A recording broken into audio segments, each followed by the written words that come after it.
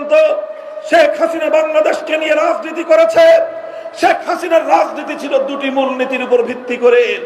তার রাজনীতির প্রথম নীতি ছিল, প্রথম মূলনীতি ছিল শেখ হাসিনার রাজনীতির প্রতিশোধের রাজনীতি।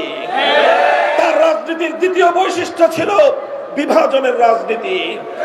তিনি প্রতিশোধ গ্রহণ করেছেন বাংলাদেশ রাষ্ট্রের কাছ থেকে, তিনি প্রতিশোধ গ্রহণ করেছেন বাংলাদেশের জনগণের কাছ থেকে, শেষ পর্যন্ত তিনি প্রতিশোধ গ্রহণ করেছেন তার দল আওয়ামী লীগের কাছ থেকে।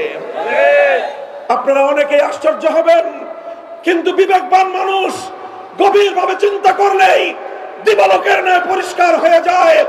জুলাই আগস্টের এই বিপ্লবের পর শেখ হাসিনা আওয়ামী লীগকে এমন এক জায়গায় দাঁড় করিয়ে দিয়েছে, 100 বছর পর্যন্ত বাংলাদেশে আওয়ামী লীগের নাম উচ্চারণ করা একটি লজ্জার বিষয়ে পরিণত হয়েছে। সংগ্রামী সাথী ও বন্ধুগণ, শেখ হাসিনা জানতো তার ক্ষমতার মস্তক টিকবে না।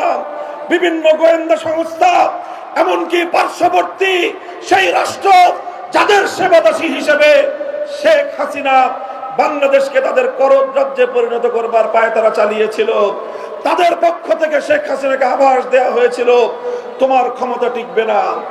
এই আভাস পাওয়ার পর শেখ হাসিনা কি করেছে? আওয়ামী লীগের নেতা কর্মীদের কথা চিন্তা করে নাই, যুবলীগের ছাত্রলীগের নেতা কর্মীদের কথা চিন্তা করে নাই। সে চিন্তা করেছে শুধুমাত্র তার পরিবারের কথা।